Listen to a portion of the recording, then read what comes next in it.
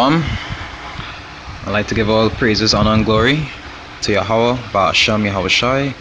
Double honors to the apostles and elders of Great Millstone that rule well, and salutations to the Akim around the world, pushing the truth in sincerity.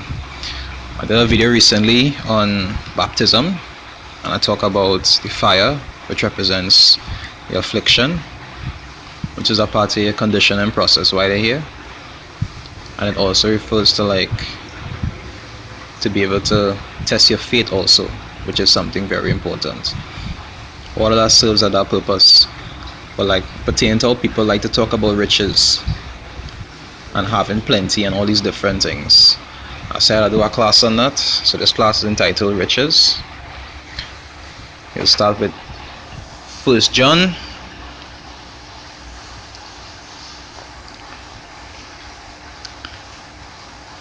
First John 2, I'll start from 15. It says, "Love not the world, neither the things that are in the world. If any man love the world, the love of the Father is not in him." Because anything that you love to begin with more than the Most High is considered idolatry. You understand? Say verse 16, it says, "For all that are in the world, the lust of the flesh, and the lust of the eyes, and the pride of life." And we know pride comes before a fall. It says it's not of the Father, but is of the world. So you can't be of both. You can't be of the world and be of the Most High.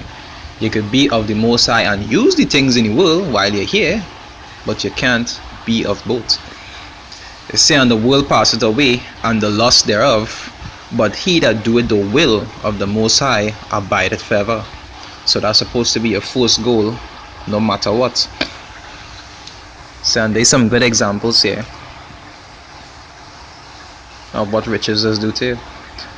So there's I'll start with Luke 12:16. It say, "And he spake a parable unto them, saying, The ground of a certain rich man brought forth plentifully.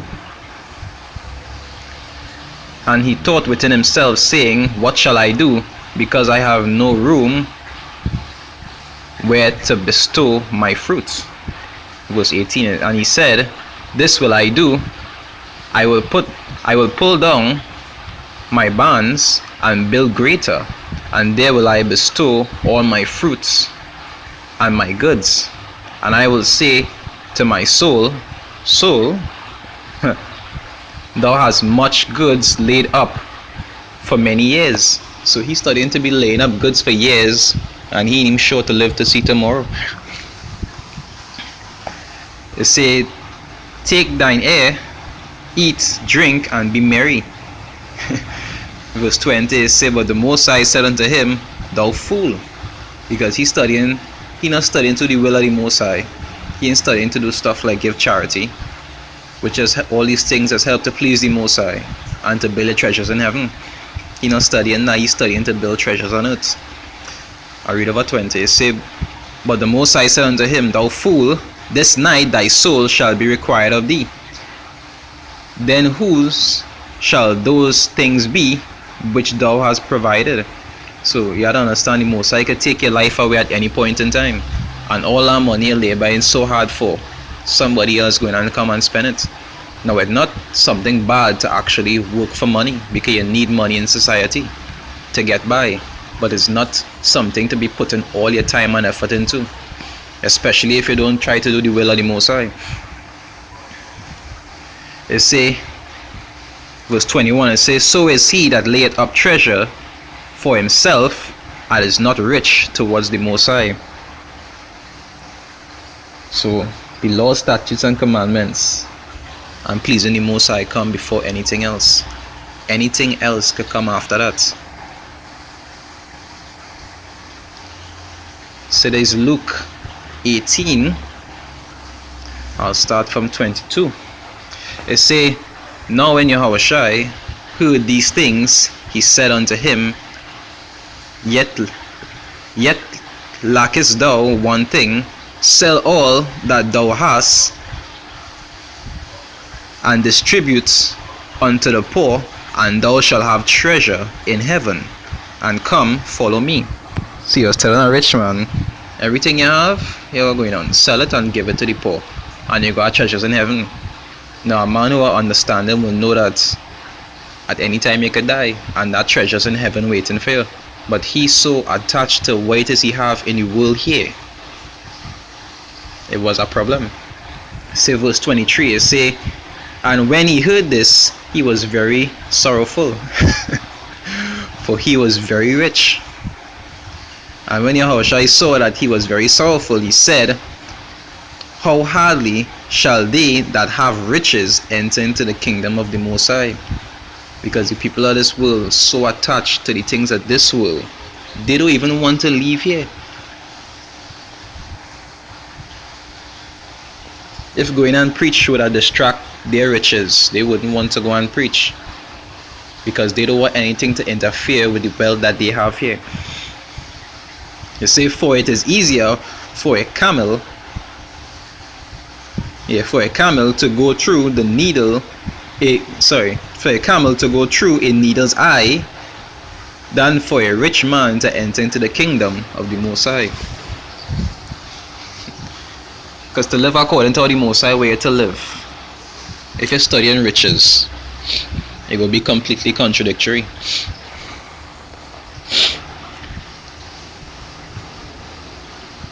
I'll read 1 Timothy. 1 Timothy 6, I'll start from 5. They say, perverse disputing of men of corrupt minds. Let's look up that word. Perverse.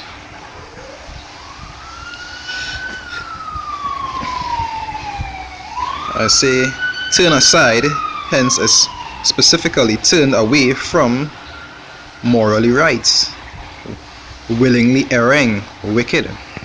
Alright, perverse, wicked.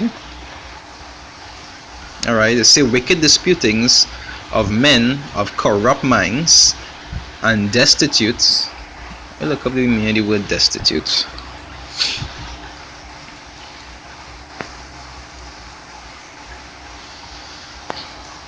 Destitute, it means lacking something. Alright. So destitute means to lack. I say, alright. Wicked disputings of men of corrupt minds and lacking of the truth, which is something people do with this a lot. It's supposing that gain is godliness, which is something that they just teach every church you go. Sow a seed and you'll get riches. Brother Michael, he got a new jet this morning, he's so blessed. You see, from such withdraw thyself. So you tell your people who just think like that is to stay away from them, because their mind not on the Most High, their mind on making money and being comfortable among the wicked who rule this world. It say, but godliness with contentment is great gain. Let's look for the word contentment.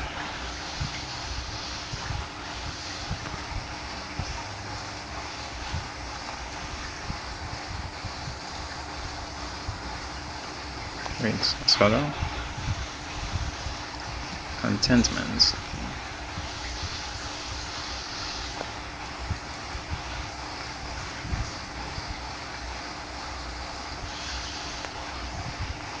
It's a state or degree of being contented, happiness of one's situation, satisfaction, which is really how it's supposed to be, whether you have plenty or you have little. It say, but godliness with being satisfied is great gain, because you're supposed to be satisfied whether you have plenty. Because the Most High just give plenty to some and he will give little to others, and he does know the reason why. It have different reasons for this. And also, like for brothers who have plenty, they're supposed to be able to help the ones who have little, because it's a system. It say, for he brought nothing into this world, and it is certain we can carry nothing out.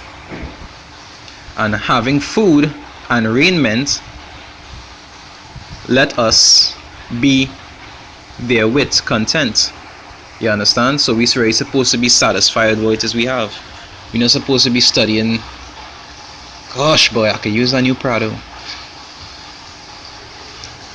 So there's Matthew 16. Matthew 6. Salakia. Matthew 6, I'll start from 19. It say, lay not up for yourselves treasures upon earth, where moth and rust doth corrupt, and where thieves break through and steal. I experienced this already. You understand? You had some money put on and somebody break in and steal it. It say, but lay up for yourselves treasures in heaven, where neither moth nor rust doth corrupt, and where thieves do not break through and steal. Which is the real treasures. The real treasures is not here. Here is just for you to use while you're here. It say, for where your treasure is, there will your heart be also. Which is a very important precept. Okay, if you only studying things of the world, your mind not on the Most High. And like I said before, anything that you love more than the Most High is considered idolatry. You're making that an idol. And that will get you in plenty trouble. Whether it be money, whether it be women, whether it be cars, it don't matter. Today's James 2, I'll say 5. It say, hearken, my beloved brethren. It say, had not the Most High chosen the poor of this world rich in faith, and heirs, which means to inherit, of the kingdom which he had provided for them that love him. So he say he chose the poor of this world rich in faith, because that faith and the knowledge of the scriptures is more precious than diamonds. It's more precious than anything money in this world could buy. And some people just want to depart from this to chase paper dollars. I say it here also in Revelations 2 verse 9. It say, I know thy works and tribulation, which is the hardship and poverty we as being, compared to the true rich people in this world. And poverty. It say, but thou art rich. And that rich did you referring to his faith, and also rich in the knowledge of the scriptures. So there's Luke 6, I'll read 24. It say, but woe unto you that are rich, for ye have received your consolation. Because we're going through hardship, as I did for a baptism class. We're going through hardship here, as the Messiah went through hardship. So when he returned in glory, we will have glory with him also. If you want to be rich here, and then you want to be rich in the kingdom to come, and it had brothers who going through all this affliction and hardship to be able to earn that when time come, you can't say that you deserve to be in the same reward seat as they are. They're enduring the affliction and trying to take it patiently, because they know that what is to come is more precious. But you want to enjoy yourself here, and you want to enjoy yourself across there too. You understand? You want to have your cake and eat it. When that time come, you go eat something if you want to study riches. It say 1 Corinthians 7. I'll start from 31. It say, and they that use this world as not abusing it. You understand? So these things of this world you could utilize while you're here, because nothing here belongs to you. The Most High give it to use at a period in time to keep you comfortable or to help you through certain things. Some he will give more than others, but these things just for you to utilize while you're here. The house you're living in is not yours. You could die at any time. Somebody else will get it. So it makes no sense to be conformed to these things and corrupt your soul for something that you can't carry when you die. It makes no sense. You can't carry the money. You can't carry your wife or how much ever girls you have. You can't carry any of these things. They say, and they that use this world as not abusing it, for the fashion of this world passeth away. Because it will pass away. If you don't die, it will rot. It will die. It will get old. Everything have a time period. Although some wise words from a man who was classed as a man of the Most High after the Most High heart, who was also very rich. So the Proverbs 30, start from 8. And there's something that he said. He said, remove far from me vanity and lies. It said, give me neither poverty nor riches. Feed me with food convenient for me. So he didn't want too much, and he didn't want too little. It said, lest I be full and deny thee, and say, who is the Lord? Because riches just carry pride. Have a very strong spirit that is full of riches. And people who start to become more, the more money you get and the more rich you become, is the harder it is be to control that spirit of pride. You just start to think highly of yourself, when that contradictory to the scriptures, because the scriptures say you're supposed to think lowly of yourself. That is what humbleness refers to think low or little of oneself. So the minute you start to think highly, you automatically start to error. And that is one of the things that is full of riches. So lest I be full and deny thee, and say, who is the Lord? Or lest I be poor and steal and take the name of my God in vain, because stealing is against the law. So he didn't want to be rich, and he didn't want to be poor.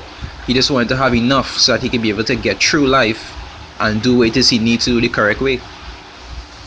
But when you're ready to sit down and think about it, being rich is no consolation. As the worldly saying is, more money, more problems. All it is do is give more problems. When you actually have enough to get by and you're satisfied, that is all you really need.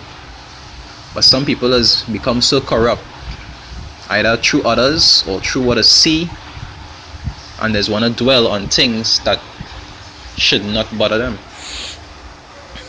Anyway, this was a short breakdown on riches, pertaining to how the scriptures say riches, how the scriptures refer to riches, and not what it is teaching in churches.